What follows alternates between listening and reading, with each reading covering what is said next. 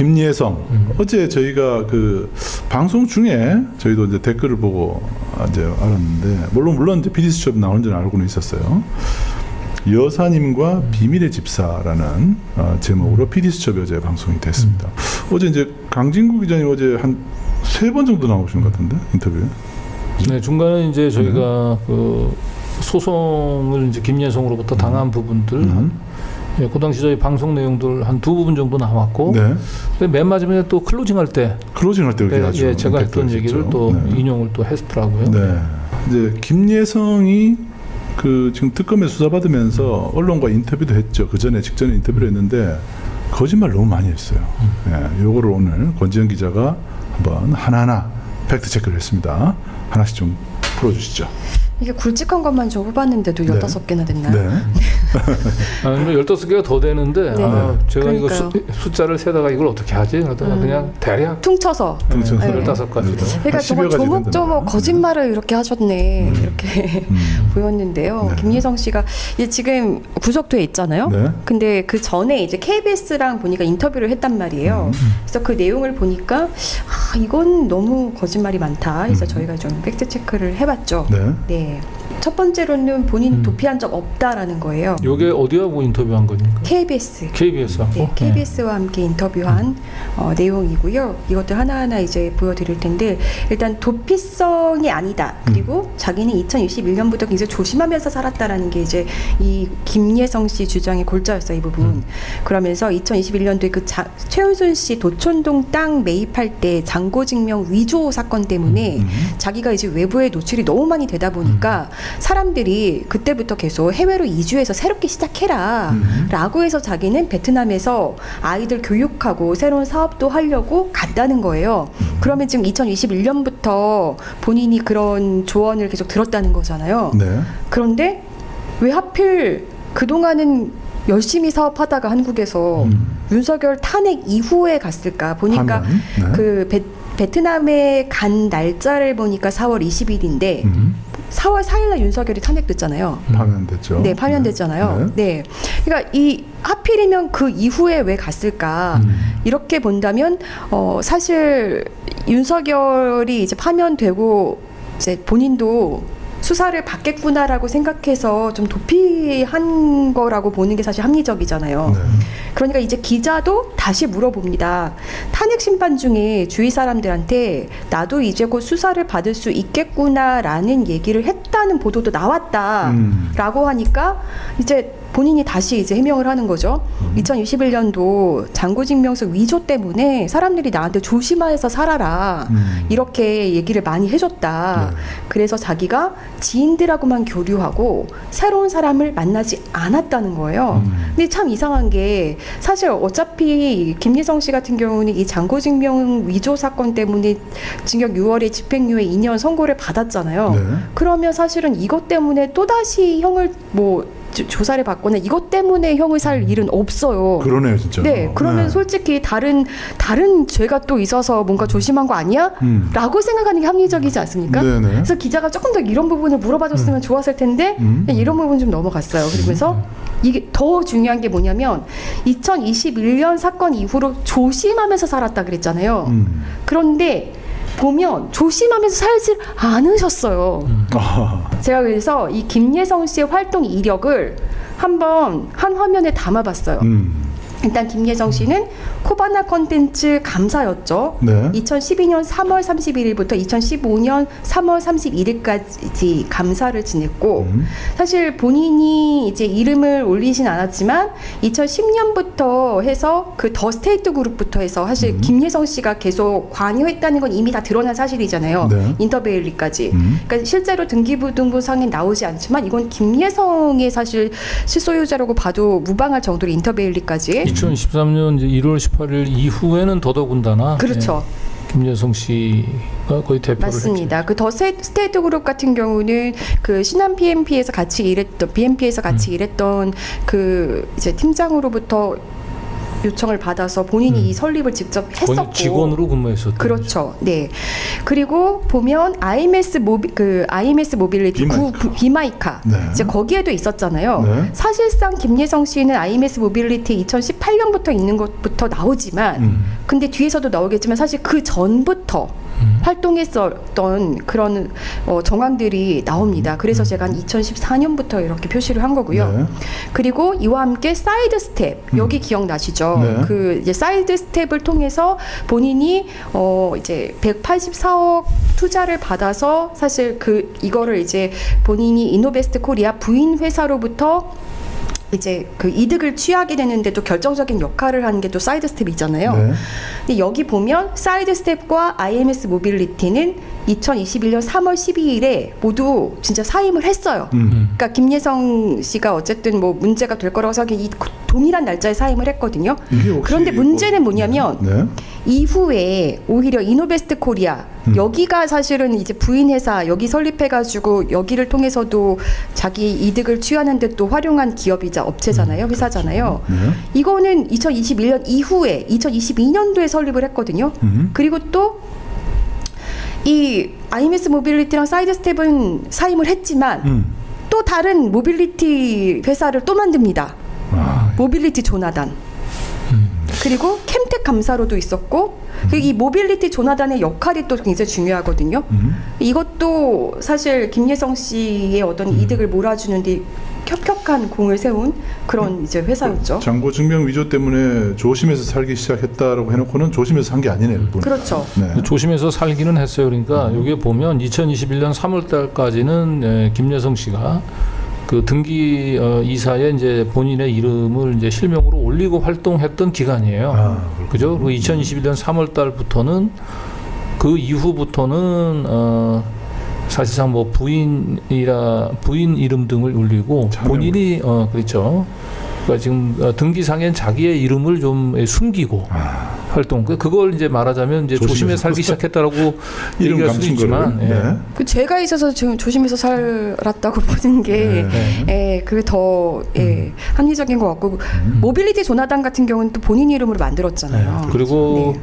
원래도 이 금융 시장 범죄에서 그 좀 몸이 좀 커지면 이름을 보통 안 남깁니다. 그죠? 보통 그 행동 대장들만 이제 등기 이사로 이름을 올리게 하고 실질적인 배후 인물들은 이름을 절대 남기잖아요. 그러니까 2021년 3월 이전까지는 김예성이 정말 집사로 실무 행동 대장 역할을 하다가 저 2021년 3월 이후로는 좀 격상이 된 것 같아요. 그죠? 이제 집사가 아니고 집사가 아니고 이제 좀 더 높은 건가요? 네, 좀 어쨌든 좀 배우에 가까운 인물로 격상을 한 것 같아요. 그러니까 지금 댓글에 어떤 분이 조나단이 누군데 이렇게 물어보시는데요. 네. 이 모빌리티 조나단이 어떤 곳인지 저희가 사실 한번 보도를 했었어요. 다시 한번 보여드릴게요. 이 모빌리티 조나단의 지분을 갖고 있는 회사가 어디냐? 바로 동남이라는 회사입니다. 여기 보면 이건 이제 사업 목적이고요. 이 동남 다트를 보시면 여기에 이제 모빌리티 조나단 이렇게 나와 있죠. 네, 이 지분을 갖고 있는데 이 지분을 갖고 있는 동남이라는 회사는 이노베스트 코리아의 100% 지분을 보유한 법인이라는 거예요. 이노베스트 코리아는 김예성 씨가 수십억 원을 차명을 갖고 있다. 가질 수 있도록 도움을 준 자기 부인 이름으로 만든 네. 회사잖아요. 네. 여기 지분을 갖고 있는 게 이제 동남인 거고. 네. 어떤 회사냐? 선박과 대리업이라든지 수산업, 양식업 이런 것들을 하는 회사다. 이렇게 등기부등본 보시면 알 수가 있고. 그런데 이렇게 지분을 갖게 된 그 경위를 살펴보니까 모빌리티 조나단 설립 반년도 안 돼서 기업 가치를 그러니까 주식을 굉장히 뻥튀기 했는데 한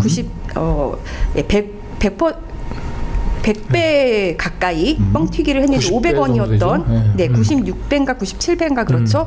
500원밖에 안 됐던 그 주식을 주당 뭐 48,500원으로 뻥튀기를 했는데 그거를 인수해준 그래서 이제 모빌리티 조나단의 주식을 갖고 있었던 거죠. 그래서 제가 한번 그때 그림으로 한번 보여드렸잖아요. 모빌리티 조나단을 김예성이 2021년 4월 14일에 설립했는데 설립할 당시에는 주당 500원이었고요. 그런데 이거를 그 9월 2일에 주식을 추가 발행하면서 주당 가치를 확 높여버리는 거죠.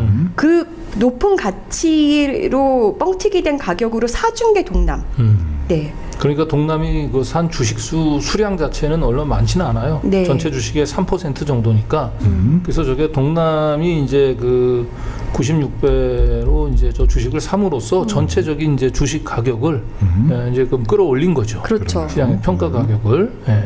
근데 이 수법이 그 비마이크 IMS 모빌리티의 주가를 올린 것과 똑같아요. 동일해요. 수법이. 그러니까 아까 조심해서 살기로 했다라고 하던 그 네. 이후에도 지금 비슷한 일을 또 했다는 거예요. 그러니까 그 네. 외부에 뭔가 회사를 만들어 놓고 그걸 통해서 뭔가 이득을 계속 취하는 방식으로 네. 가고 있잖아요. 그러니까 IMS 이제 모빌리티도 2013년도에 저걸 설립을 하고 처음에는 5,000원에 발행을 했는데 그 다음에 2014년도에 그 주식의 한 10%인가를 그 김건희 씨가 사내이사로 있었던 BMC 세렌바이가 네. 5,000원짜리 주식을 제 기억에 하면 48,000원 정도 거의 저거랑 비슷해요. 네.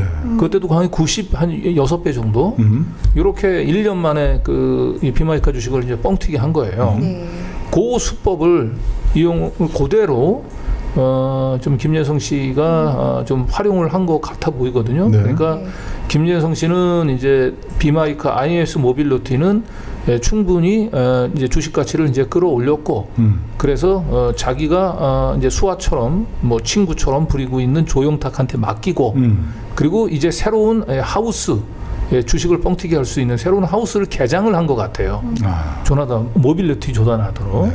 그러니까 전혀 김예성 씨가 이제 도촌동 땅 사기 사건 등으로 본인이 이제 뭐 경찰 수사를 받고 이러면서 모험을 조심해서 산 게 아니고 훨씬 더 용의 주도하게 살면서 범죄 수법을 좀 첨단화 진흥화한 거죠. 그렇게 보는 게 더 합리적이죠. 네. 35번 슬라이드를 한번 다시 보여주시면 사실 이 동남이라는 기업은 모빌리티 조나단만 가고 있는 게 아니라 바로자산운용 투자신탁도 보유를 하고 있잖아요. 근데 여기도 사실 되게 중요하잖아요. 이 바로자산운용 투자신탁이 신한그룹 박순석 회장의 둘째 아들 네. 박지호 씨가 100% 지분을 보유한 곳이잖아요. 그렇죠. 그리고 이 바로자산운용 같은 경우는 그 김예성 씨랑 그 서울대 경영대학원 동문이죠. 네. 그런 사이고 그래서 어떻게 보면은 더 김예성과의 관계가 계속 이렇게 드러나는 사실은 이 그 동남 관련해서 이거는 오아시스 측에서 해명이라고 내놓은 건데 오히려 저희로 하여금 더욱더 이들의 관계를 더 견고하게 보여주는 그런 계기가 됐었죠. 그래서 네. 이번에 김예성 씨의 어떤 이런 해명도 이걸로도 더 많이 탄핵이 될 수 있는 네, 그런 발언이었고요. 계속 보시면 37번 슬라이드를 보시면 그래서 이제 기자가 계속 물어봅니다. 연락이 닿지 않아서 특검이 체포영장 청구를 한 것이라는 의견도 있다라고 하니까 본인은 특검이 연락처를 전달했는데 연락이 안 왔다고 주장해요. 그 누구 말이 맞는지 모르겠지만 특검에서 누구보다 잘 알고 있겠죠. 네. 예, 그리고 베트남 출국 전에 휴대전화를 번호를 교체했다는 거예요. 그러면서 새롭게 시작을 해야 되다 보니까 번호를 교체했다. 이거 사실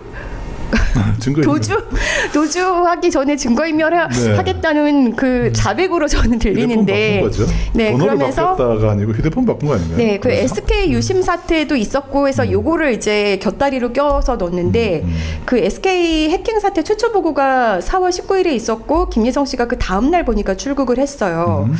근데 사실 글쎄요, 그 만약에 그러니까 바꿔서 갔으면 베트남 출국 전에 바꿨을 거 아니에요. 네.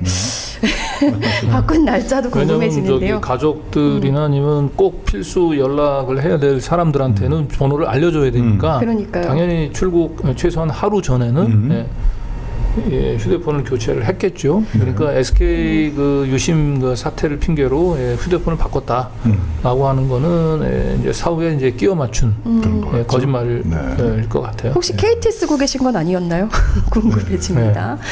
그러면서 하는 말이 그 전에 사용했던 번호, 통신 기록 다 특검에 제공을 하겠다고 얘기를 했어요. 그래서 저는 다 제공하겠다고 했는데 다시 생각해 보니까 아니 그러면 그 전에 사용하던 휴대폰은 왜 안 주나? 그렇죠. 그걸 줘야죠. 그러니까 번호 교체가 사실은 네. 휴대폰 바꾼 거예요. 네. 그래놓고 이제 싹 말을 뺀 거죠. 네. 이렇게. 네. 휴대폰을 주십시오. 휴대폰을. 이종호가 부수듯이 이렇게 부순 게 아닌가 싶은데. 우리 청담동 술자리에 이제 그 이세창 씨가 이제 그 보도 청담동 술자리가 이제 보도되고 난 뒤에 한 2달 후에 휴대폰을 교체했잖아요. 네. 번호 교체를 한 건가? 예. 거기는 휴대폰을 교체했군요. 휴대폰 바꿨죠. 휴대폰을 교체하면서 이제 그 교체하기 전 예, 자기가 사용하던 폰을 제공을 했는데 예, 그 폰에는 예, 7월 19일하고 20일 청담동 술자리 당일 없는 거죠. 문자는 없어졌고 네. 그리고 그 휴대폰에 입력된 그 지인 번호가 60명인가 70명밖에 안 됐죠. 그렇죠. 예. 네. 대선 때 조직을 총괄했던 사람이 네. 60명의 주소만 갖고 있다. 그러니까 어쨌든 이 휴대폰을 바꾸던 아니면 이 번호를 바꾸던 예, 이런 사건 직후에 이런 한 건 전부 다 증거인멸 우려로 증거인멸이죠. 네. 100% 증거인멸 우려로 네. 봐야 됩니다. 그리고 그렇게, 네. 이제 법원에서도 그렇게 봤기 때문에 구속영장이 발부가 이제 네. 된 거죠. 인용이 된 거죠. 네, 그렇게 봐야 되는 게 합리적일 것 같고요. 계속 이제 기자가 물어봅니다.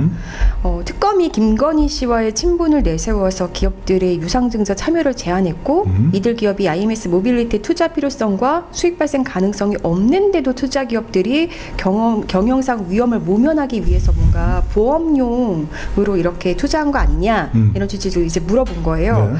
그랬더니 계속 본인은 2021년도에 그 잔고증명 위조 사건 때문에 굉장히 이제 자신의 자리가 위태로웠던 것처럼 계속 얘기를 해요.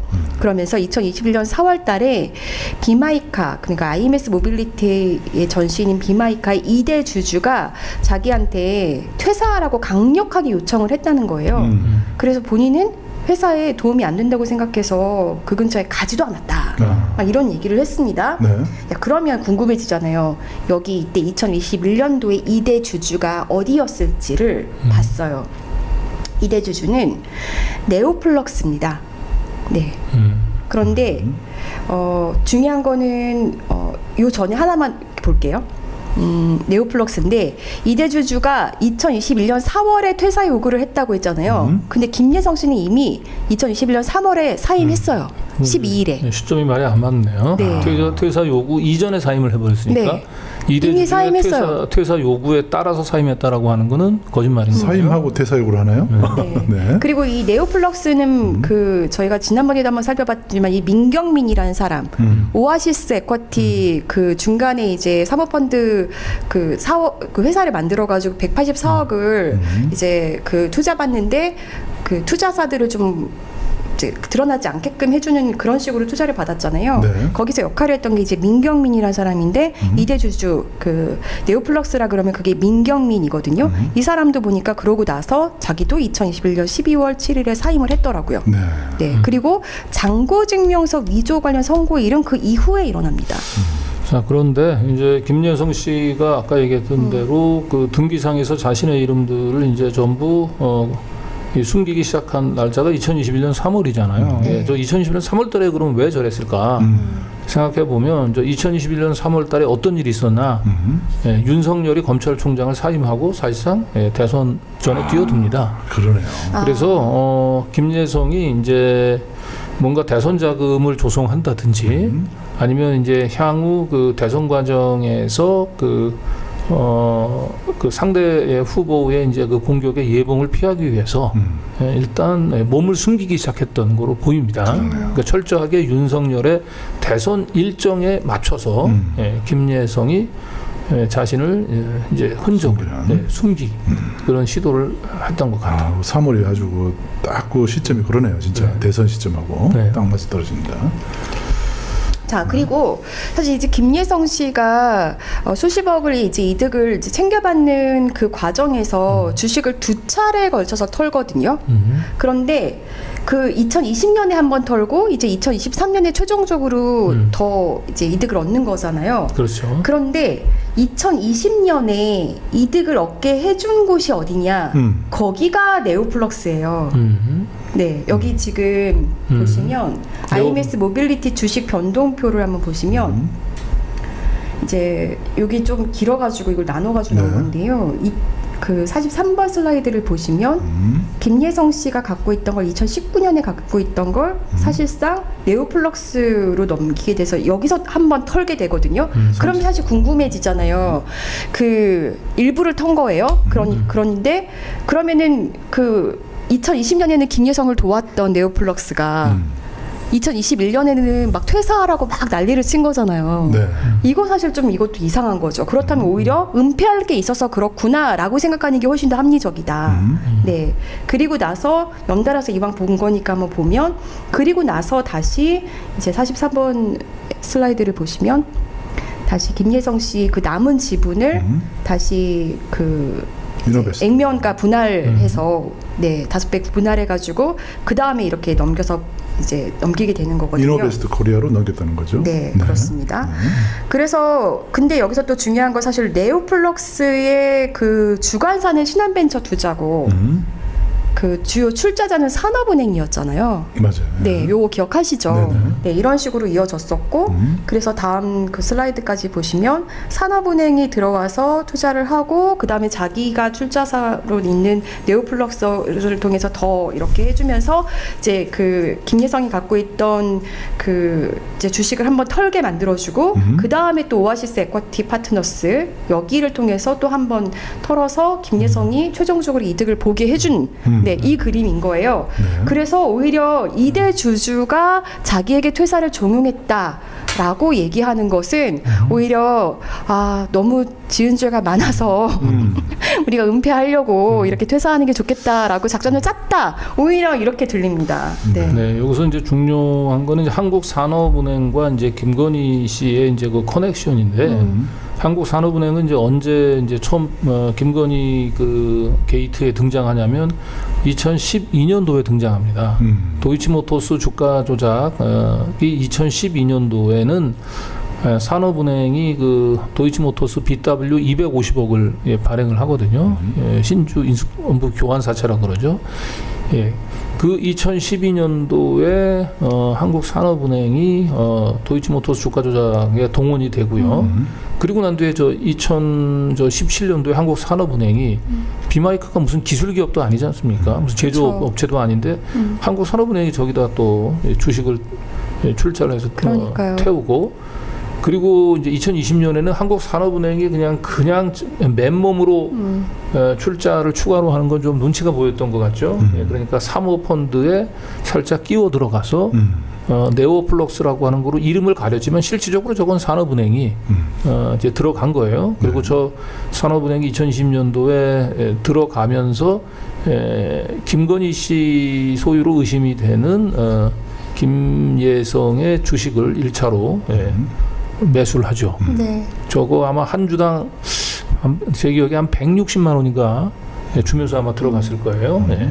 그리고 그랬기 때문에 이 산업은행하고 김건희 씨하고는 굉장히 강한 유착이 있는 가운데 저 갑자기 2대 주주가 된 저 네오플럭스가 2017, 2020년 저렇게 우호적인 관계를 보였던 저 산업은행이 말하자면 김예성 보고 2021년도에 네.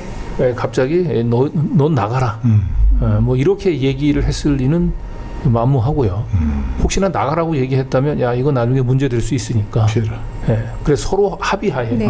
혹은 공모하에 김예성이가 몸을 숨겼다 이렇게 보는 게 맞겠죠. 그렇죠. 그 중요한 건 사실 이런 투자가 이루어질 때 이 회사 자본 잠식이었고 경영 상태가 좋지 않았는데 이랬다는 거잖아요. 그리고 사실 저는 더 하나 좀 속상한 건 뭐냐면요. 2017년, 2020년이면 문재인 정권 시절입니다. 그렇죠. 그러네요, 네. 진짜. 네. 참 속이 상합니다. 네. 서책은행이 이렇게 왜 이랬어야 됐나 사실 굉장히 궁금해지는 지점이고요. 자, 그럼 이것만 봐도 이대주주가 자기한테 퇴사를 종용했다, 이렇게 퇴사를 하라고 막 그렇게 강력하게 얘기했다라는 거는 오히려 본인들의 어떤 그것들을 뭔가를 은폐하기 위해서라고 보는 게 훨씬 더 합리적이다라고 이렇게 보이죠. 자, 그리고 또 김예성 씨는 뭐라고 주장을 했냐면요. 이제 비마이카, 이제 IMS 모빌리티의 전신 비마이카에 본인이 합류한 시점, 그리고 어떻게 그 합류해서 어떤 일을 했는지 이런 얘기를 하는데요. 이 얘기를 한 이유는 기자가 이 공동 창업자인데 IMS 모빌리티에서 그렇게 본인이 쉽게 나갈 수 있냐 이제 물어본 거예요. 그랬더니 2017년에 내가 창업했던 회사랑 비마이카랑 지분 수합을 하면서 들어가게 된 거다. 그러면서 본인은 이제 전략기획 이런 쪽의 업무를 했다. 투자 유치 관련한 거는 자기는 모른다라고 했어요. 그러면 정리해보자면 본인이 2017년도에 들어갔고 이제 그냥 직원 같은 직원이었을 뿐이다 이렇게 얘기한 걸로 들리잖아요. 그런데 중요한 건 뭐냐면요. 이거 저희가 지난번에 제일 먼저 한번 보여드리려고 이거 찾았다가 이거 한번 그냥 넘어가서 제가 성수TV에서 최초로 보여드렸었는데 이게 명성교회 홈페이지에 교인 동정란이에요. 근데 김예성 씨가 명성교회 교인이거든요. 네. 여기에 개업했다고 소식들이 이렇게 올라온 거예요. 그런데 개업 소식이네요. 네, 개업 소식이 올라온 거예요. 근데 이 게시일이 언제냐면 2014년 4월 6일이에요. 그 밑에요. 네, 좀 더 위에. 그 위에. 좀 더 위에. 좀 더 위에. 예, 좀 더 위에. 오른쪽으로. 네. 거기 있죠? 네네, 2014년 4월 6일이에요. 4월 6일. 네, 게시일이 이 글이 공지가 여기네요. 올라간 게 네. 4월 6일이 2014년이에요. 4월 그러면서 6일. 김예성 집사가 비마이카를 개업했다라고 올라온 거예요. 요거 왼쪽으로 보면 개업이라고 써 있을 거예요. 개업. 개업이라고 써 있죠? 맨 위에, 네. 맨 위에. 비마이카 왜 이명 여기 있죠. 네. 네. 개업 소식인 거예요. 그러니까 여기에 뭐 예를 들어서 뭐 등남 소식, 결혼 소식 뭐 이런 식으로 쭉쭉쭉 올라오거든요. 그런데 이 김예성 관련해서는 개업인 거예요. 그러면 최소 김예성이 대표이고 그리고 2017년부터 합류한 게 아니라 최소 2014년부터는 일을 했다라고 보는 게 합리적이잖아요. 네. 네. 그러니까 이것도 이제 거짓말인 거죠. 그리고 서울대학교 경영대학교 총동문회 홈페이지에도 이 비마이카 관련한 이력이 나옵니다. 여기에도 김예성의 이름이 이렇게 들어가 있어요. 그러면서 이제 여기는 시기가 표시가 안 된 것 같은데 근데 네, 그런데 여기 보면은 2016년 이후까지도 이렇게 주요 연역이 올라온 거 보면 요거 올라온 시기는 꽤 2016년 아닐까요? 네, 그러면? 꽤 이제 지나서인 것 같은데 시기는 알 수는 없는데 사실 이제 비마이카의 이력을 이렇게 올리면서 그 동문 2기 김예성 이렇게 올릴 때는 뭔가 대표격이기 때문에 이렇게 올라오지 않겠어요? 네, 그렇게 생각이 드는 거고. 직원 거를 저렇게 하진 않겠죠. 네. 자 그리고 이제 지금 이제 김예성 씨의 주장은 자기는 이제 2017년도에 사이드 스텝하고 이 비마이카가 이제 그 주식 스왑을 통하면서 2017년도에 처음으로 자기는 이제 그 경영에 참여했다 이런 주장인데 우리가 지난번에 그 김예성 씨의 지인 인터뷰를 내보낸 바가 있죠. 예, 그때 한양 그 재단에서 저 타워도 모스트 저 오피스텔 이제 소유하고 있잖아요. 근데 저 그 한양 재단 쪽에 그 김예성 씨가 찾아와가지고 조용탁을 소개하면서 비마이카를 그 타워도 모스트 한양 재단 소유 빌딩에 임대를 얻을 수 있도록 통임대를 얻을 수 있도록 그죠? 주차 공간도 필요하고 사무실도 필요하고 해서 그 소개했던 사람이 김예성이라고 그랬거든요. 네, 네. 그 시기가 언제냐? 2015년이에요. 그러니까 2017년도부터 자기가 경영에 관여했다라고 얘기하는 건 사실 거짓말입니다. 그리고 사실 이제 그러면은 최소한 김예성 씨는 2013년, 14년 요때부터 뭔가 주도적으로 역할을 했다라고 볼 수밖에 없잖아요. 이 비마이카의 근데 이력을 보면 어떠냐면요. 2013년 4월에 설립이 됐는데 5월에 인천에 가요. 네, 근데 그때까지만 해도 그 등기부등본상에는 조용탁이랑 김아무개 씨라는 사람밖에 없었어요. 그리고 사업 목적도 자동차 렌트해주는 뭐 그 정도의 굉장히 그런 회사였던 거예요. 그리고 한 달 만에 막 서울 갔다 인천 갔다 이런 것만 봐도 회사가 뭔가 안정이 안 된 거죠. 그런데 한 2개월 후에 7월 달에 서울로 오게 됩니다. 그러면서 규모가 확 커져요. 어떻게 커졌냐? 신한이 뭔가 시드머니 제공해주고 도이치가 자동차를 제공해주고 그럼 그건 누가 했겠어요? 신한은 누가 봐도 김예성이 했을 가능성이 큰 거죠. 그러면 김예성은 최소 그때 2013년 한 7월경부터 함께 했다라고 보는 게 좀 합리적이지 않나 싶습니다. 처음서부터 같이 했다고 봐야 돼요. 제가 볼 땐. 예. 네. 계속 볼까요? 아니면 뭐 광고 보고 자, 가나요? 요것도 2013년에 비마이카 설립 초기부터 네. 아 근데 국민일보에서 요 기사가 나온 거예요. 네. 때마침 저희 뭘 준비하고 있을 때 이게 명함을 갖고 다녔던 거예요. 설립 초기인 2013년 무렵부터. 네. 그때 이 비마이카 대표 대표 명함을 사용하게 권유했었던 사람이 저 기사인 지금 이모 씨로 나오죠. 근데 이 이모 씨가 그 2013년도, 2017년도에 비마이카 2대 주주라고 얘기했잖아요. 네. 이분이 누구냐면 이정훈 씨예요. 그 굉장히 주식을 싸게 네, 그러니까 헐값에 준 78만 원짜리 네. 주식을 한 주당 10,000원에. 그때 만났던 그분이죠. 그때 만났죠. 사무실에서 막 이정훈 소리 지르고 씨가 했던 사람. 예, 그 브랜드 전문가거든요. 그래서 제가 볼 때는 저 이정훈 씨가 이제 그 브랜드 마케팅 차원에서 김예성한테 대표이사 명함을 이제 파괴했던 것은 실질적으로 뭐 김예성이 어찌 됐던 비마이카를 처음에 창업할 때 여러 가지로 뭐 큰 역할을 비중 있는 역할을 뭐 했기 때문에 그런 거죠. 예. 김예성 씨는 계속 줄기차게 2021년 4월에 자기가 퇴사를 했다고 주장을 했고 3월에 다 그만뒀으면서 네, 4월에 그 퇴사를 했다고 주장을 하고 그러면서 본인은 IMS 관련한 업무를 이후로는 계속 하지 않았다라는 거예요. 네. 그런데 사실 IMS 모빌리티 퇴사를 그때 했다고 하더라도 이후에 결국 모든 이득은 김예성이 받잖아요. 그렇죠. 네. 그리고 저는 되게 이상한 게 그리고 나서 이득을 보고 나서 그 돈을 뭐 조영탁한테 빌려줬다 그러잖아요. 저는 그게 더 이해가 안 되는 거예요. 그럼 그 대표인 조영탁 입장에서는 김예성을 향해서 고소라도 해야 될 것 같은 거예요. 그런데 그냥 빌려주는 대로만 받았다? 되게 이해가 안 가는 관계인 것 같습니다. 180억 투자 가운데서 이제 개인적으로 이익을 본 건 거의 김예성이 유일하지 않나요? 네. 예, 이거는 사실상 김예성이 그 실질적으로 그 IMS 모빌리티의 뭐 실질적인 경영자로 봐야 되는 거죠. 네. 이 등기사로 이름을 올리지 않았을 뿐인 거지. 퇴사했는데 이득을 이때쯤 되면 이제 김예성도 이제 더 이상 등기상에 이름을 올리지 않는 거물이 된 거예요, 그만큼. 거물이. 예. 네.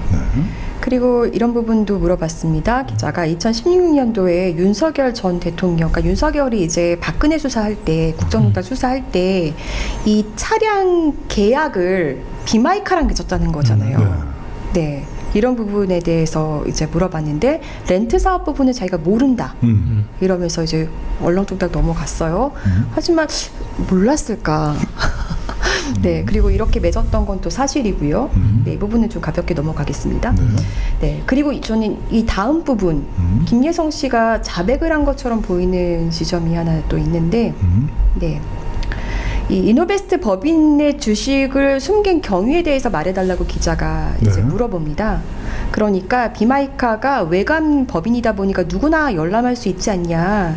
이 주주 명부에 자기 이름이 있는 것 자체가 문제가 돼서 주주 명부에서 자기 이름을 뺐다는 거예요. 네. 나중 이게 그래서 이름이 계속 뺐다고 하는데도 명부 까보면 또 네 이름 또 나오니까 자기 친한 선배한테 요청을 했고 그래서 선배가 뭐 그래라라고 해서 뭐 이렇게 뭐 숨겼다 뭐 이런 얘기를 하는 건데 이거는 거의 자백 아닙니까? 자백이네요. 네, 저는 이거는 자백이네. 네, 특히 이 이노베스트 코리아 같은 경우는 2021년 이후에 2022년도에 설립했고 자기 부인의 이름을 쓴 거잖아요. 네. 하필 또 숨겨도 자기 부인의 이름을 쓰면서 이렇게 숨겼는데 네, 이 부분은 자백이라고 보여지고요. 네, 그 지금 다음에 이제 이 말씀 이제 지금 들어오신 분도 있을 것 같아서 지금 뭘 하고 있냐면 이게 KBS와 김예성이 베트남에서 인터뷰할 때 네. 기자가 물어보고 김예성이 답을 한 거예요. 그런데 김예성이 답을 한 거를 이제 그대로 KBS는 보도만 했단 말이죠. 그런데 김예성이 거짓말을 너무 많이 했다는 거를 조목조목, 네. 뉴탐사가 팩트 체크하고 있습니다. KBS가 보도한 거를 뉴탐사가 팩트 체크하고 있다는 거 여러분들 그래서 오늘 보도 내용은 매우 중요합니다. 김건희 특검에서 꼭 참고하시기 바랍니다. KBS 근데 이거 인터뷰하신 거 너무 잘한 것 같아요. 일단 잘한 이렇게 거예요. 팩트 체크가 잘했죠. 되잖아요. 네네. 근데 김예성 씨가 이렇게 숨쉬듯이 거짓말을 하고 있어서 네. 안 할 수가 없어서 이제- 숨예성 네. 혹시 네. 네. 네. 네. 그리고 이 다음 부분 61번 슬라이드 네. 이게 아까 말씀드린 그 46억 원의 출처가 계속 논란이 되고 있다. 이거 어떻게 된 거냐라고 하니까 본인의 지분을 11억 원에 양도를 했다. 그래서 11억 원을 자기가 수령했고 법인에서 46억 원을 수령한 돈을 그중에 조 대표한테 일부를 24억 3천만 원을 자기가 빌려줬다라는 거잖아요. 근데 저는 이거를 정말 그 조용탁 씨가 일대주주인데 이거를 혼자 이득을 챙긴 김예성한테 아무런 항의 없이 이 돈을 버셨군요. 빌려주셔서 감사합니다. 이랬다는 게 이게 상식적으로 이해가 안 되잖아요. 네, 이런 부분. 그래서 이게 무슨 생각으로 이런 답을 했을까? 그러니까 본인도 계속 답변이 스텝이 꼬였겠죠. 네, 이런 부분을 좀 말씀드릴 수 있을 것 같고. 그 다음 이제 62번 슬라이드 가면 여기서부터는 이제 윤석열에 대해서 계속 얘기가 나옵니다.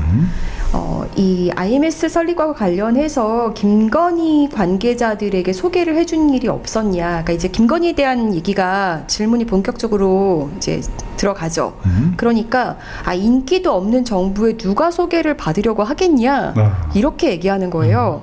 그럼 인기도 없는 정부에 소개도 받지 않는데 자본 잠식 회사에는 어떻게 투자를 하죠? 여기 뭐 효성이며 카카오 모빌리티며 다 이런 회사들이 다 투자를 한 거 사실이잖아요. 네. 네, 인기 없는 정부는 사실 맞죠. 이제 50% 저 미만이었으니까 항상 지지율이 30%만 올라가도 많이 올라갔다고 인기는 언론에서. 없지만 굉장히 네. 예, 폭압적인 정부였죠. 예, 잘못 보이면 예, 죽는 국물도 거죠. 없는 죽는. 네. 예. 검찰 국세청 동원해서 그냥 죽여버리는. 네. 그리고 그 저희가 보도했지만 김건희 씨가 그 검사 이름 뭐였죠? 국정원 특보로 갔던 김상민 검사. 거기가 이제 대기업 담당이었고 김건희한테도 보고가 갔다는 거잖아요. 네, 그러면 그렇죠. 오히려 그런 것까지 생각해 보면 그러네요. 오히려 기업들이 이런 투자를 하는 게 굉장히 이해가 가지 않습니까? 검사 시절부터 김상민이 보고를 했다고 한다면 네, 착한 이런 기업, 나쁜 부분들이 기업을 다 나눠서 괴롭혔겠죠. 다 그냥 토막토막 별개의 사건들이 아니라 다 좀 이어지는 사건으로 보이는 거죠. 네. 네.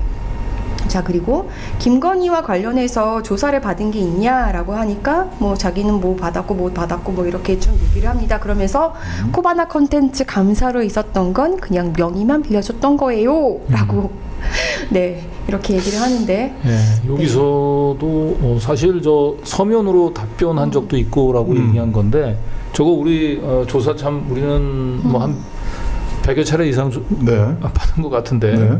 야 서면으로 답변한다.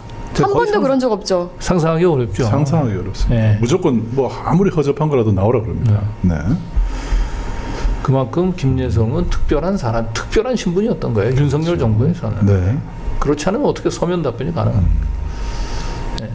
자, 그리고 나서 이제 코바나 컨텐츠 후원에 대해서도 물어봅니다. 네.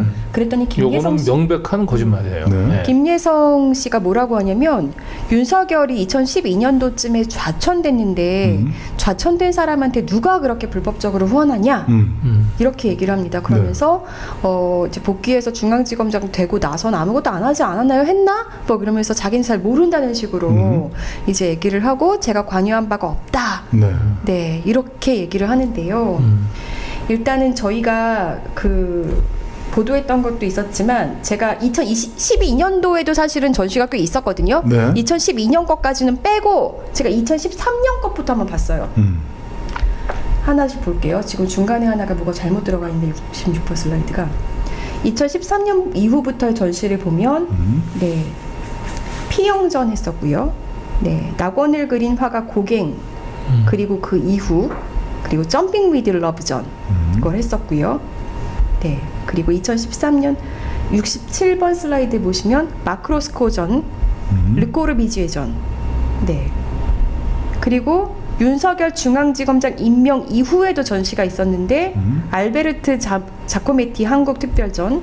네. 그리고 그다음에 야수와 걸작전 혁명, 그 위대한 고통. 네. 20세기 현대 미술의 혁명가들.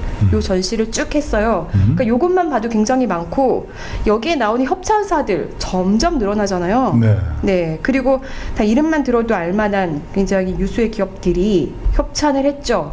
그리고 중요한 게 뭐냐? 여기 65번 슬라이드를 보시면 점핑 위드 러브전. 이거 저희가 굉장히 여러 번 얘기하게 되는 전시인데 여기 보면 제작 투자가 로버스트 인베스트예요. 김예성이 대표였던 회사예요. 네.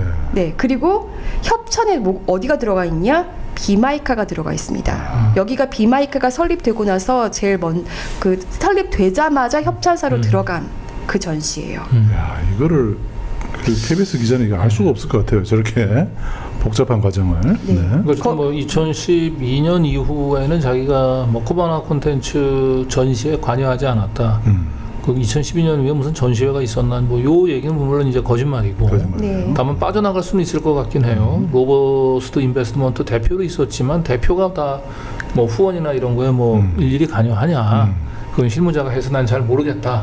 이렇게 이제 빠져나갈 수 있는데 예, 도저히 빠져나갈 수 없는 게 우리가 지난번에 예, 그 한양재단 그 그렇죠. 관계자를 통해서 인터뷰를 통해서 저희가 직접 확인을 했죠. 네. 김예성이 후원해달라 했다. 그게 누나 좀 도와달라. 네. 그러니까 르코르비에전 할 때 네. 2015년에 했죠. 르코르비에전. 예. 그 르코르비에전 할 때 그 한양재단에 있는 그 한양산업개발인가요? 네. 거기서 예, 후원을 결국 해줬어요. 여기 있네요. 그렇죠. 예. 이 한양산업개발이 이제 후원을 하게 된 경위가 김예성이 직접 찾아와서 부탁을 했다고 했어요. 네. 그 처음에는 거절을 했는데 조건 없는 후원. 두 번째로는 그러면 티켓 3,000장을 줄 테니까 후원을 해줘라. 티켓 3,000장인가요? 2,000장인가? 그거 지금 기억이 안 나요. 티켓을 사는 형태로 약 한 2,500만 원인가 후원을 했다고 하죠. 네. 예. 그리고 그때 김예성이 후원을 하면서 이제 뭐라고 부탁을 했냐면 내가 지난번에 얘기했던 그 누나 김건희를 얘기하는 거죠. 네. 그 김건희 누나가 하는 전시니까 좀 도와달라 이렇게 얘기를 했다고 해요. 요게 시기가 2015년 르코르비에전일 때 네. 김예성 씨가 직접 와서 후원자를 물색을 했던 거예요. 그래놓고 본인은 2012년 이후 코바나 콘텐츠 전시회에 관여한 적이 없다 라고 얘기하는 거는 명백한 거짓말이다. 거짓말이죠. 그러니까요. 네. 거기다가 저희가 오페라 게이트 건도 네. 2023년에 보도했었잖아요. 요즘에 기사들이 굉장히 많이 쏟아지고 있더라고요. 저희 2023년 보도였는데 여기 보면은 그 KBS 미디어를 상대로 그때 당시에 이제 KBS 미디어가 투란토트 공연을 하려다가 무산되고 투자도 제대로 안 되고 회수도 안 된 상태에서 1년 후에 다시 아이다 공연을 하겠다고 하잖아요. 그때 결국은 추가 투자가 이루어지지 않아서 무산이 됐는데 그때 엉뚱하게도 31억 원 투자하겠다고 들어왔던 회사가 있었잖아요. 그러면서 1시간 만에 그게 막 그 결제랑 후다닥 돼가지고 그냥 막 그 손실 보전까지 다 해주는 조건으로 계약을 막 체결하고 그게 바로 로버스트 인베스트먼트, 그러니까 로버스트 어드바이저리에서 인베스트먼트로 이름 바꾸잖아요. 김예성이 대표로 있는 그 회사가 투자자로 들어왔었고 나중에 인터베일리가 그 소송 지위를 이어받아가지고 소송을 하게 되죠. 그리고 나서 이거를 본인들이 공연을 하는 동안에는 법적 책임을 발생하지 않도록 해주겠다 뭐 이런 약속을 또 하면서 그 사이에 또 점핑 위드 러브전을 또 개최해주고 네. 그래서 KBS 미디어는 소송에 져가지고 이자까지 다 물어주고 이런 일들이 벌어졌었잖아요. 네. 그러니까 지금 김예성이 말하는 이게 근데 이런 일들이 정말 김예성의 힘으로 이루어졌을까 우리는 물음표를 찍을 수밖에 없는 거고 윤석열이 2012년쯤에 좌천되는데 그 이후로는 뭐 거의 뭐 아무것도 못했던 것처럼 말하는 거는 이거는 정말 거짓말이다. 네. 네, 이렇게 말씀드릴 수 있을 것 같고요. 그러니까 이제 이게 이제 윤석열, 김건희 두 사람의 관계를 잘 이해를 해야 되는데 우리는 흔히 김건희 씨가 이제 그 검사 윤석열의 권력을 호가호위한 걸로 생각하잖아요. 저는 이제 요 시각에서 탈피해야 돼요. 예. 김건희 씨는 독자적인 인맥을 가지고 있었던 사람이고요. 예. 그 독자적인 인맥을 구축하는 가운데 완오브댐이 윤석열이에요. 그래서 여왕별과 일벌 이렇게. 그래서 그 윤석열이 좌천됐다고 해서 김건희 제국이 일시적으로 좀 위협은 받았긴 하겠지만 그렇다고 김건희 제국이 몰락한 게 아니에요. 김건희면 그대로 살아 있고요. 예, 그랬기 때문에 저 김여성은 그걸 너무 잘하는 사람이에요. 그래서 지금 구치소에 갇혀서도 윤석열이 김건희 걱정해 주는 게 아니고 김건희가 윤석열을 걱정해 주는 관계로. 예, 그래서 김여성은 이제 2013년도 윤석열이 댓글 부대 수사하면서 이제 사실상 좌천됐는데 그 다음서부터 김건희가 하는 사업에 누가 후원을 하려고 했겠냐 이렇게 얘기를 하는 거예요. 이거는 그 김건희 씨가 이제 그 윤석열의 검사 권력을 호가호위한다라고 하는 관점에서는 타당해 보일 수 있어요. 그런데 호가호위한 게 아니란 말이에요. 그래서 김건희 그 자체로 이미 2013년도에도 그 전시회 할 때 삼성 카드가 후원사로 참여해요. 굉장히 큰 전시회를 해요. 그래서 내 기억에 아마 샤갈전인가 뭐 이런 거는 뭐 그 한 1조 원 이상의 그 보험을 들어야 가능한 대형 전시회거든요. 그래서 이제 삼성이 들어간 건데 이건 윤석열이 하고 상관없이 김건희 비즈니스는 계속 승승장구했다는 거예요. 네. 그리고 아무리 좌천돼서도 검사잖아요. 네, 그렇게 얘기하기는 좀 어려울 것 같거든요. 그 다음은 이제 그 김여성 씨는 2018년 이후에는 김건희와 완전 단절한 것처럼 얘기를 합니다. 네, 이 부분도 네 거짓말로 보이는. 요 전에 그 우리가 너무 이제 녹취를 하나 듣고 가시는 게 좋지 않을까 싶은데. 아, 그 녹취요? 그게 저기 뒤에 나오는 건데 이게 잘못 들어가 있어가지고요. 아니 2015년도에 그 르코르비에전 할 때 김여성 씨가 이 한양 재단에 찾아와서 그렇죠. 후원을 해달라고 부탁했다는 거. 네, 요건 명백하게 2012년 이후에 자기는 코바나 전시회에 관여하지 않았다는 것을 반박하는 굉장히 중요한 팩트이기 때문에 요거는 하나 좀 듣고 가시는 게 좋을 것 같아요. 같이 들어보시죠. 저 코바나 콘텐츠 그 전시회 그 2016년인가 그 들어갔잖아요. 한양산업개발이. 그거는 그러니까 저희가 그 당시에 건설 사업과 개발 사업과 관리 사업을 같이 하고 있었어요. 건물과 관련된 일을 하고 있는데 그 르꼬르비지에라는 그 유명한 건축가가 그 당시에 되게 유명한 건축가이거든요. 심지어 그 전시회는 문 대통령도 오시고 아까 처음 알았는데 삼성에서 원래 진행하려고 그랬었던 프로젝트라고도 얘기를 들었었어요. 물론 김여성이 와서 제안을 했습니다. 처음에 와서 제안을 했는데 제가 안 한다고 그랬어요. 저희가 대기업도 아니고 그런 거 할 수 없다. 그랬더니 김여성이 저한테 표를 3,000장을 주겠다. 오늘 이제 그 3,000장이라는 거를 외치겠습니다. 진짜 이 자료들 찾느라 고생했는데 이런 식으로 저희가 표를 사가지고 직원들한테 이렇게 해가지고 그러니까 직원용하고 증정용으로 3,000장을 받는 조건으로 후원. 다른 회사들도 그렇게 받았는지는 모르겠습니다. 제가 김여성은 그렇게는 안 준다고 그러는데 저희는 그러니까 저는 이제 단순 후원은 못한다. 우리가 무슨 뭐 삼성도 아니고 뭐 엄청나게 돈 많이 버는 회사도 아닌데 우리는 그런 건 못한다. 그러면 이렇게 해서 하겠다 이런. 그러니까 티켓을 그냥 구매하는 형태. 값은 15,000원이라고 하고요. 3,000장이면 원래 4,500만 원인데 좀 할인이 된. 그래서 얼마로 후원하신 거예요? 2,500만 원. 2,500? 티켓값 산 거니까 충분히 이제 비용으로 떨굴 수 있다고 생각하셨던 거죠. 그것도 이제 김여성이 찾아왔으니까 이제 후원을 하신 거지. 김여성이 안 왔으면은 뭐 그냥. 단순히 김여성이 찾아와서 해달라고 부탁을 했던 거는 아니고요. 같이 동시다발적으로 된 일이었어요. 근데 처음에는 거절하기는 했었습니다. 3,000장에 2,500만 원이네요. 2015년도에 분명히 김여성이 코바나 콘텐츠 후원하기 위해서 역할을 했다라고 하는 걸 이렇게 증인이 한 명도 아니고 지금 2명씩이나 있어요. 그리고 이제 나중에 저 다음 날에 제가 이분들한테 다시 한번 확인을 했거든요. 그때 김여성이 그 김건희 씨 얘기는 하지 않았냐라고 얘기를 했더니 김건희 씨 얘기를 했다고 해요. 요거 김건희 제 아는 누나 그 그 건희 누나가 하는 전시회니까 좀 도와달라 이랬다고 해요. 네. 자, 그리고 나서 이제 김예성 씨는 계속 뭐라고 얘기하냐면요, 이 기자가 집사라는 표현이 계속 나오지 않냐, 이 배경에 김건희 일가가 있는 거 아니냐 이렇게 물어보니까 뭐 이런저런 얘기를 하면서 사실 이제 2018년도에 중앙지검장 하실 때 국정감사에서 처음으로 장모 그 증명서 위조건이 장모 언급되고, 증명서가 아니고 잔고 증명서가 되겠죠. 네, 장고 증명서 못합니다. 네. 위조건이 그 나오고 나서 김건희가 전화를 했다는 거잖아요. 전화를 해서 엄청나게 화를 내면서 너는 금융기관에서 근무했다면서 어떻게 그런 짓을 저지를 수가 있냐라고 화를 냈다는 거예요. 네. 그러면서 이제 관계가 소원해졌다는 건데 저는 이게 정말 이해가 안 되는 게요. 이거 사실 최은순이 시킨 거라는 건 최은순도 자백을 했잖아요. 최은순이 시켜서 김여성이 했죠. 네. 최은순이 시켜서 김여성이 한 거잖아요. 그럼 엄마한테 화내야죠. 엄마한테 화내지 왜 김여성한테 화를 내죠? 집사한테 화를 내. 네. 그 오히려 이거는 오히려 어떻게 이렇게 보는 게 합리적이지 않습니까? 너는 잘해야지 그걸 들키면 어떡해? 바로 그거죠. 네. 네. 똑바로 해야지 말이야. 이런 거죠. 그걸 지켜가지고 네.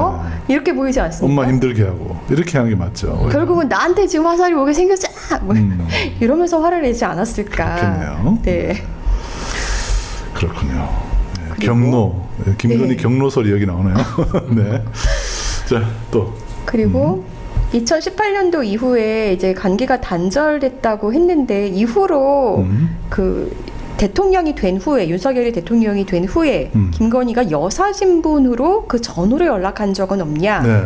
라고 하니까 이제 그 184억 투자 받아서 이제 인베스트코리아 통해서 지분 처분해서 46억 벌었을 때 연락이 왔다는 거예요. 그래서 김건희가 너 무슨 돈 벌었다고 소문이 나던데 너 조사 잘 받아라? 뭐 이랬다는 거잖아요. 네. 계속 지켜보고 있었다는 거예요. 네. 그 오히려 네 이거는 네 김건희 씨가 오히려 이것 때문에 연락을 했다는 것도 저는 어느 정도 자백처럼 들리긴 합니다. 네. 그렇죠. 아니 그러니까 뭐 지켜보지 않아도 이제 공직기관 비서관실에서 그 대통령과 이제 특수한 관계에 있는 사람들을 이제 보니까 네. 그래서 이제 본인은 내가 김건희 여사하고 가까운 사이였다면 공직기관 비서관실에서 내가 좀 돈 좀 벌었다고 이렇게 그 암행 감찰 이렇게 조사가 들어오겠냐 이제 이런 얘기를 하겠죠. 그리고 김건희 씨도 냉정하게 너 이제 공직기관 비서관실에서 들어가니까 조사 잘 받으라고 얘기를 했다. 그래서 자신과 이제 그 김건희 씨의 관계가 이제 이렇게 이제 냉랭하게 변했다라고 하는 걸 이제 하는 건데 사실은 이 공직기관 비서관실에서 조사가 들어간다라고 하는 걸 미리 알려줬다라고 얘기하는 건 김건희 씨하고 어떻게 보면 이 김여성 씨가 그만큼 그때까지 굉장히 가까우니까 그렇죠. 예, 비밀을 굉장히 그 중요한 기밀을 흘린 거 유출한 거잖아요. 네. 예.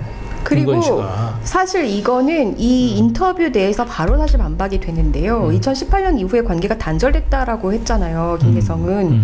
그런데 취임식에는 갔다는 거잖아요. 2022년 취임식에 갔다는 네. 거죠. 네. 그래서 기자가 물어보잖아요. 관계 단절됐는데 취임식은 왜 간 거예요? 어떻게 간 거예요? 라고 하니까 취임식은 내가 후원을 했기 때문에 후원자 명단에 있으니까 기계적으로 명단이 온 거다. 그럼 사실 그만큼 소원해진 관계고 좀 서먹하고 자기가 봐도 민망하고 그러면 보통 안 가지 않나요? 못 가죠. 대면을 또 해야 되니까. 네. 네. 근데 간 거고요. 네. 근데 이건 진짜 나름대로 KBS 기자가 그냥 바로 잘 물어본 거예요. 반박을 한 거예요. 그러네요. 이건 질문 좋습니다. 근데 다시 보니까 이 공직비서관실에서 전화 받았다는 거 이거 있잖아요. 이거 자백 같은데 이거 거의. 그러니까요. 그죠? 네. 너 무슨 돈 벌었다는 소문이 들린다고 하는데 알려준 거잖아요. 거기서 연락 오면 전화 가면은 가서 조사 받아? 네. 이거 자백한 것 같은데. 그리고 사실 공직 비서관실에서 조사를 받아서 그 후로 어떤 뭐가 나왔는지 아무것도 알려진 게 없잖아요. 그 후로. 그러니까요. 예. 덮은 거잖아요. 더 이상한데. 네. 또. 자, 그리고 이제 조영탁 얘기가 나옵니다. IMS 모빌리티 대표 조영탁은 대선 전에 여사와의 친분 때문에 나가라고 해놓고 왜 본인은 고액 후원자 명단에 이름을 올린 거냐? 라고 하니까 조영탁 대표의 결혼식을 그때 좌천돼 있던 윤석열 전 대통령이 검사 신분일 때 주례를 봐주셨다.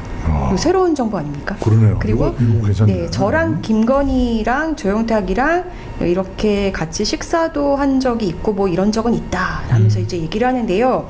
이게 되게 중요한 얘기인 게 중요하네요. 예. 조영탁, 김예성 그동안에 얼마나 그 많은 회사들이 함께 있었는지 한번 보여드릴 거예요. 네. 여기는 그냥 정말 패밀리라고 보는 게 맞아요. 네. 가족 이게 같은 등기부 관계다. 등본은 그냥 이렇게 네. 쭉쭉 보고요. 제가 네. 이제 정리를 한 거를 위주로 보면 네. 되는데요. 로버스트 인베스트먼트, 네 아까 네. 그 KBS 오페라 게이트에 나왔던, 네 그리고 타워 더 모스트 네. 있죠. 그리고 네. 사이드 스텝, 네. 네 사이드 스텝에 있었고, 그다음 원루프, 네, 원루 플레이스. 네 원루프 플레이스, 모두 타워 더 모스트. 네. 그리고 비마이카 이런 데 있었는데요. 네. 여기 한번 제가 이제 표로 한번 만들어봤거든요. 보시면 비마이카부터 IMS 모빌리티까지 사실 이거 함께 김예성과 조영탁이 만든 걸로 보이죠. 네. 김예성은 이제 2021년도 이후에 뭐 이제 그 사임을 하긴 했지만 제가 이걸 바꿨었네요. 죄송해요. 조영탁이랑 김예성이랑. 조영탁은 계속 지금도 하고 있고. 아, 이름 바뀌었습니다. 네네네. 이게 제가 지금 바꿔 쓴 것 같아요. 네. 죄송합니다. 네. 조영탁이 현재까지 이어지는 거고, 김예성이 2021년 사임을 했죠. 3월 22일 날 이제 사임을 한 거고, 네, 그렇지만 함께 이제 계속했던 거로 지금 정황상 보이잖아요. 그리고 이걸 통해서 184억 투자 받아서 김예성이 이득을 취했다. 네. 네. 그리고 이 회사가 지금 위치해 있는 곳은 어디냐? 타워 더 모스트 광진. 네. 홍택준 씨가 하고 있는. 여기에 이제 입주는 김여성 씨가 이제 그 조영탁을 홍택준 씨한테 이제 소개를 했다는 겁니다. 네. 그리고 로버스트 어드바이저리. 네, 여기도 이제 로버스트 인베스트먼트로 바뀌죠. 여기도 이제 김예성, 조영탁 같이 있었고요. 네. 네. 그리고 이걸 통해서 KBS 미디어 여기에 31억 투자해서 이자까지 챙겨받고 알뜰하게 챙겨받았죠. 네. 그러니까 여기서 이득을 본 사람은 이제 김예성 회사 그리고 김건희였죠. 네, 이득을 본 사람은. 그래서 여기도 타워 더 모스트에 있습니다. 사이드 스텝. 네, 여기도 김예성과 조영탁이 함께 있었죠. 네. 그리고 여기는 IMS 모빌리티와 이제 합병하면서 김예성한테 이득을 주는데 활용된 회사죠. 네, 여기도 타워 더 모스트 광진에 있고요. 네. 있었고요. 원루프 여기도 김예성과 조영탁이 함께 있었죠. 네. 여기도 보면 제주 홍남길에 있을 때 거기 건축주가 한양이었잖아요. 맞아요. 그리고 타워 더 모스트 광진에 또 지점이 있었고요. 원루프 플레이스 여기도 김예성과 조영탁이 함께 있었고요. 타워 더 모스트 광진에 또 입주 있고요. 이렇게 함께 네 저희가 또 못 찾은 게 있을 수도 있어요. 네, 네. 네. 그리고 여기는 로버스트 그룹 안에 있는 회사들이잖아요. 네. 여기 로버스트 그룹은 매년 여기서 일단은 김예성하고 조영탁 이제 그 두 사람의 그 정확한 관계를 좀 한번 우리가 정리하고 갈 필요가 있어요. 그러니까 여러 개 기업에 지금 김예성과 조영탁이 공통적으로 등장을 하잖아요. 네. 그리고 두 사람은 아마 그 신한 BNP에서 그 서로 맞아요. 동료 같이 직원으로 있었어요. 만났죠. 네. 그러니까 만났는데 결국은 보면 2021년 이후로 김예성은 이름이 빠져요. 그리고 조영탁은 계속 이름을 올리고 이 얘기는 뭐냐면 이제 거의 같은 급에서 출발을 했는데 2021년도에 김예성은 이제 약간 거물이 된 거예요. 대선을 그죠? 앞두고 그리고 거물이 됐다. 어제 PD 수첩이 이제 그 IMS 모빌리티 그 비마이카 시절에 그 직원들하고 몇 분 인터뷰를 했는데 그분들 공통적인 얘기 그 조영탁은 주로 이제 그 회사에서 관리 역할을 했고 네. 그 김예성이 이제 외부에서 투자자들을 끌어오는 중요한 임무. 그래서 실질적으로 그 회사의 실세는 김예성이었다. 이거 직원의 증언이에요. 그러니까 당연히 김예성과 조영탁은 서로 비슷한 동급에서 김건희 키즈 그룹으로 김건희의 영향권에 있는 이 법인들을 여러 개 같이 동업자처럼 이렇게 움직였는데 역시 시간이 지나면서 1인자는 김예성이었고 조영탁은 2인자였던 걸로 보입니다. 네. 그러니까 그런 관계 속에서 윤석열이 조영탁의 결혼식 주례를 볼 수 있었던 거죠. 그러니까 이 조영탁의 결혼식 주례를 봤다라고 하는 것은 김예성과 조영탁은 김건희 패밀리 비즈니스의 관리인들이었는데 다만 1인자는 네, 김예성, 이인자는 조영탁이었다. 이렇게 일단 좀 정리하고 갈 수 있습니다. 네. 그 이제 로버스트 그룹이라 그래서 그 이제 뉴탐사가 처음부터 이제 보도했을 때부터 많이 보여드렸잖아요. 여기 매년 리베라 호텔에서 이제 송년회를 열더라고요. 이 2018년도 사진만 보여드렸지만 매년마다 열렸고 여기 보시면 이제 그룹 명들이 이렇게 네 판넬에 회사 명들이 이렇게 있을 정도로 저 뒤에 보면 저게 다 각 회사 하나 하나인데 맞아요. 다 저게 시작된 게 로버스트 돌림이잖아요. 예. 네. 저렇게 로버스트라고 쓰는 기업의 대표들 또 임원들이 모여가지고 연말에 송년회를 했다는 거죠. 네. 예. 근데 저 로버스트의 계열사에 가장 이름이 자주 올라갔던 사람 중에 하나가 김예성과 김예성, 조영탁이었다는 거예요. 네. 네. 그리고 다음 질문도. 그러니까 오히려 지금 이 김예성 씨의 답변을 보면 오히려 조영탁까지 얽혀서 우리는 정말 패밀리고 김건희와는 뗄래야 뗄 수가 없는 사이다 이렇게 좀 얘기하는 것처럼 네. 예, 저는 들립니다. 그리고 이제 신한저축은행과의 관계에 대해서도 이제 물어보는데요. 네. 신한저축은행, 김예성, 최은순, 윤석열 이렇게 쭉 연결이 되잖아요, 사실. 이렇게 보시면 기자가 물어보는데요. 최은순에게 대출 중개할 때 특혜 없었냐라고 하니까 이거 저축은행에서 이 금감원의 감사를 얼마나 세게 받는데 그럴 수 있냐라고 하면서 막 없었다고 펄쩍 뛸 거다 막 이렇게 얘기를 해요. 그러면서 그 윤석열 전 대통령이 반부패 수사부 부장할 때 신한저축은행 무혐의 처분 줬다는 의혹이 있지 않냐라고 하니까 억측이라고 합니다. 그러면서 윤석열이 자기 동생도 잡아 넣을 사람이었다. 그러면서 자기 장모도 갖다가 그냥 처벌받으세요 하는 사람 아니냐라고 하는데 우리가 모두 기억하고 있죠. 우리 장모는 누구한테 10원 한 장 피해 안 주는 사람이다라고 그렇죠. 거짓말했던 사람이 윤석열입니다. 네. 네. 그러니까 저축은행 사건을 이제 윤석열이 그 대검 중수 1과장으로 있을 때 합수단에서 조사를 했죠. 예, 그리고 대부분 이제 저축은행장 임원들이 이제 구속이 됐는데 오너들이 유일하게 신한저축은행만 그 박순석 회장하고 그 아들 박상훈 씨가 박지호로 이름 유일하게 처벌을 받지 않았어요. 그리고 그 최종 처벌할 때는 이제 서울중앙지검 이제 특수 이부장인가 이중수 부장이죠. 예. 아니 그러니까 최종적인 처분을 할 땐 특수부장이긴 했어요. 그렇죠. 그러니까 저 지금은 이제 특수부를 이제 반부패부로 이름을 바꾸잖아요. 그러니까 반부패 부장 시절에 신한저축은행의 이제 오너 일가를 무혐의 처분을 한 건 객관적 사실이에요. 객관적 사실조차 지금 저렇게 그러니까요. 부인하고 있는 겁니다. 네. 지금 제가 그래서 그때 당시 그거 표로 좀 만들어 봤는데요. 이게 2012년도 7월 5일 날 다른 데서 고발한 게 아니라 금감원이 한 거예요. 금감원이 할 때는 사실 거의 이제 자료를 거의 확보해 놓고 고발했다라고 봐도 전 무방할 것 같은데 이거를 검찰에서 수사 받으면서 지금 무혐의를 때려버립니다. 박순석 회장을. 그래서 지금 바로 제가 설명드린 거죠. 네. 그리고 나서 최은순에게 22억 최고 채권액으로 22억 그 대출이 일어나고 그 다음에 신한저축은행의 2명 임직원 2명만 불구속 기소를 하고 그 다음에 잔고증명 위조가 일어나고 또 사실 최은순한테 28억 대출이 일어납니다. 네, 이런 흐름인 거예요. 26억 대출로 되어 있네요. 그 총 합해가지고 이제 뭐 네. 48억 뭐 이렇게 48억. 네. 네, 이렇게 일어나는 거예요. 그러면 사실 이거 그리고 대출도 누가 봐도 이제 건물가치를 훨씬 뛰어넘는 그런 곳이었고, 그럼 이걸 항상 도움 준 곳은 신한이었고, 이득본자는 최은순이고, 이걸 실행한 건 김예성이에요. 그런데 더 이상한 건 이걸로 인해서 신한저축은행이 그런 본인들은 자기들은 관여한 바가 없다고 계속 주장을 했는데, 그러면 사실 상식적으로 최은순 씨나 김예성한테 고소고발이라도 해야 되는 거잖아요. 근데 오히려 그 사건 이후에 김예성을 이 신한그룹 계열사인 바로투자증권 부사장으로 근무시키잖아요. 그러니까 이거는 누가 봐도 되게 이상한 거 아닙니까? 네.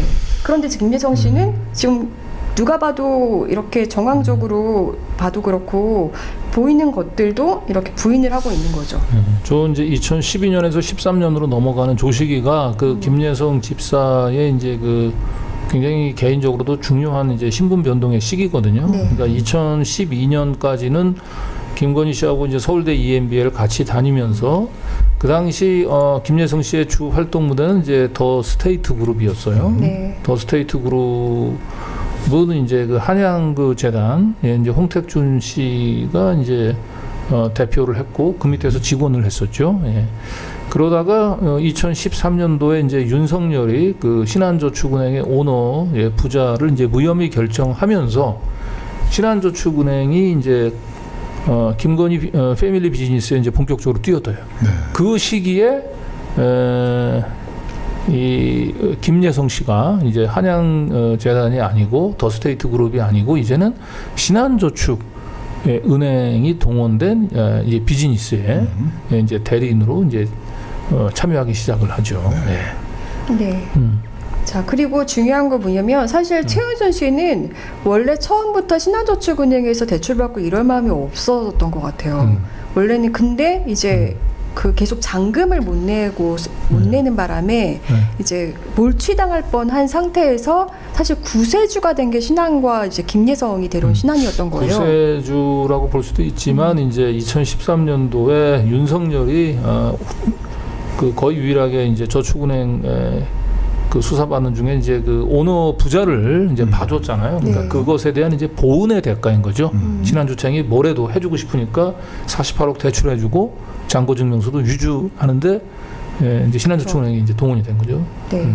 그래서 그 이제 최은순 씨가 본인의 지인한테 당시에 이거 어떻게 이제 뭐 대출 받게 됐고 이런 상황들을 설명하는 게 있었거든요.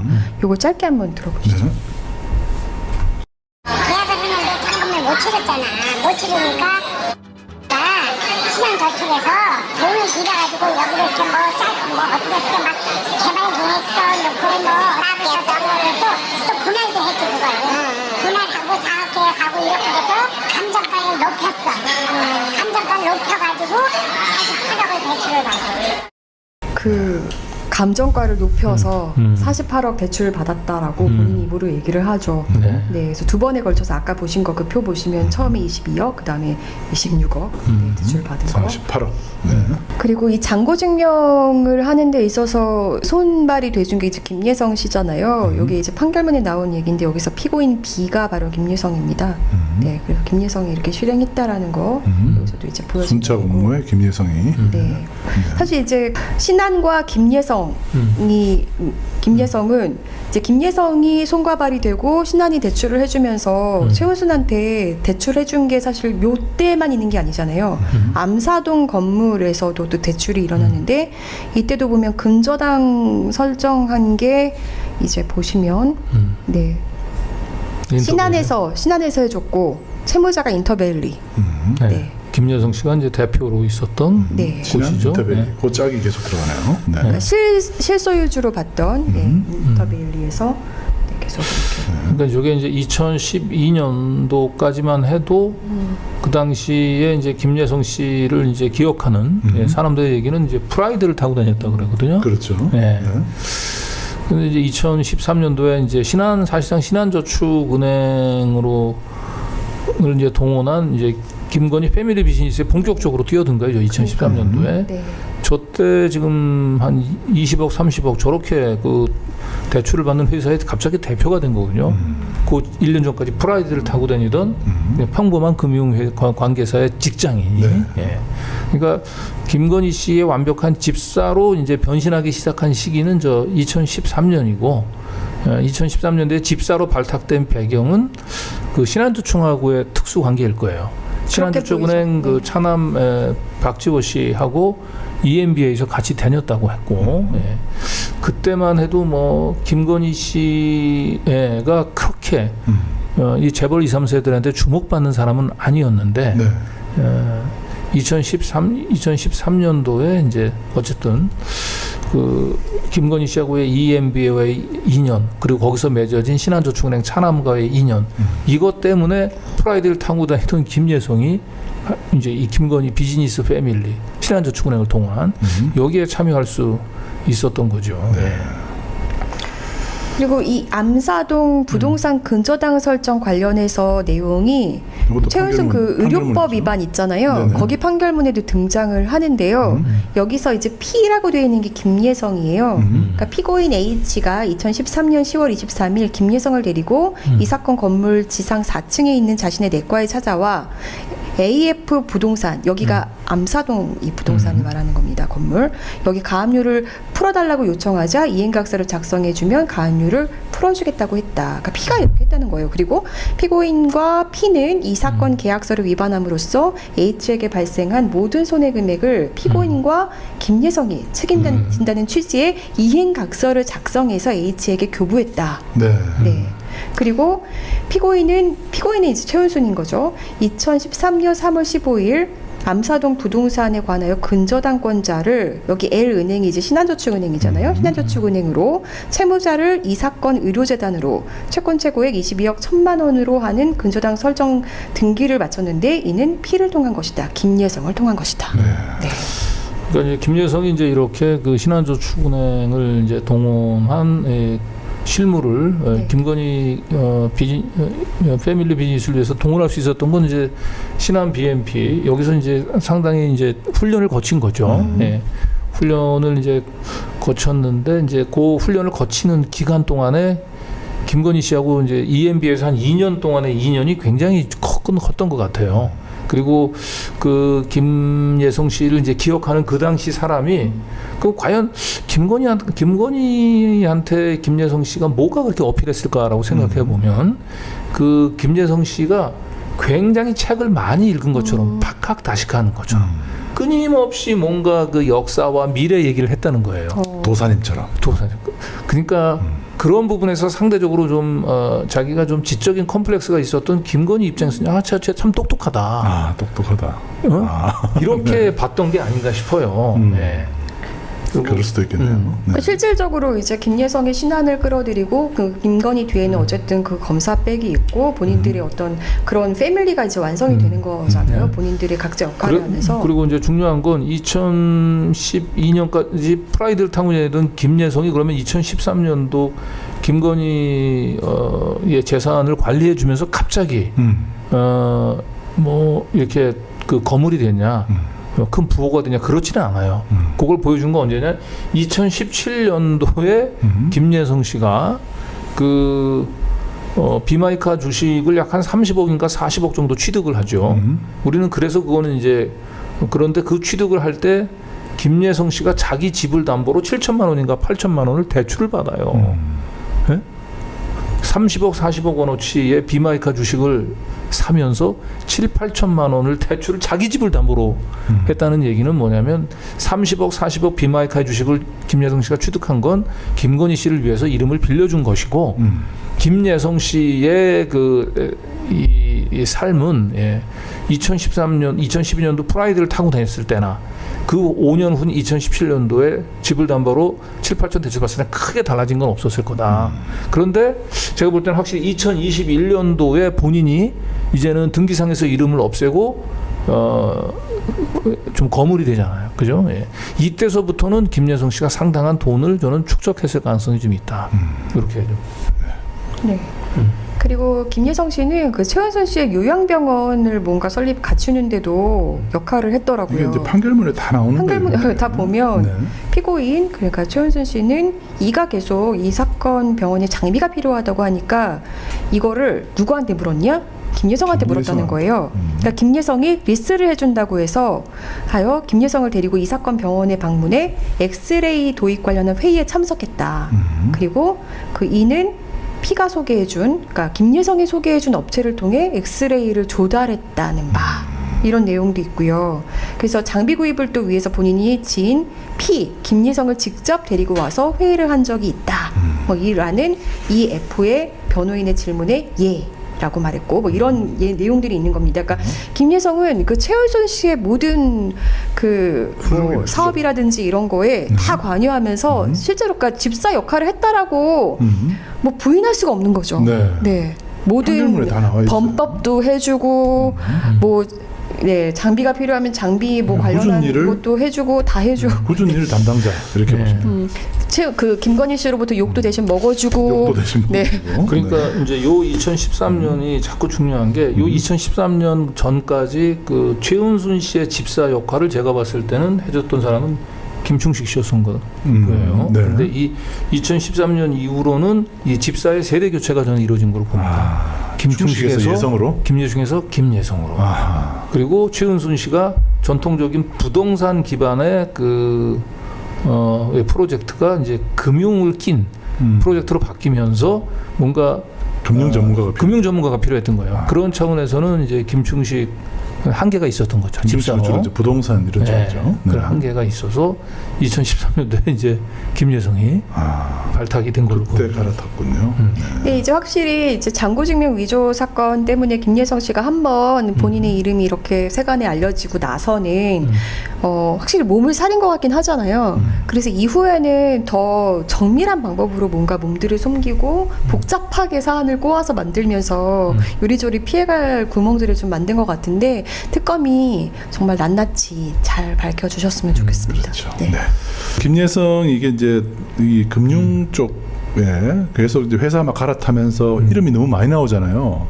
그러니까 복잡한 거예요. 사람도 이름 자꾸 바뀌고 회사도 이름 자꾸 바꾸고. 그러니까 복잡하니까 따라가기 힘들고 그래서 특검에서도 그게 너무 힘들 거예요 아마. 그래서 근데 김예성의 말에 자꾸 넘어갈 것 같아요. 그러니까 여러 명의 집사가 좀 집사가 뭐 사실 김여성만 있었던 건 아니고 조용탁도 저는 뭐 집사라고 보여지고요. 비마이카 지금 현재 대표. 그다음에 헌인마을을 하고 있는 최은순이 꽂아놓았다라고 얘기하는 신혼종합개발의 우진호. 여기도 뭐 다 집사로 볼 수 있어요. 그리고 저는 뭐 최은순 씨와 특수한 관계가 있었던 이제 김충식 여기도 이제 집사긴 했는데 아까도 얘기했던 2013년도를 기점으로 해서 김충식은 집사의 세대 교체가 이루어졌어요. 이미 한물간 집사로 보이죠. 그렇게 보입니다. 사실 어쩌면은 김충식 씨 같은 경우는 그래서 그 이후로 좀 팽당하면서 계속 오히려 그런데 이제 팽당한 사람들이 나타나는 그 모습들이 있잖아요. 자기가 계속 거기 권력과 끈이 있는 것처럼 이렇게 얘기하면서 오히려 자기 사업의 수단으로 이렇게 삼은 게 아닌가 오히려 김충식 씨는 허세도 부리고 뭐 그랬을 것 같아요. 네. 자, 아무튼 오늘 김예성의 거짓말에 언론이 이제 그대로 다 인용 보도를 해주고 있는데 그런 것들을 뉴탐사가 거의 유일하게 현재 팩트 체크를 해드렸습니다. 오늘 보도 역시 김건희 특검에서 반드시 유념해 주시기 바랍니다.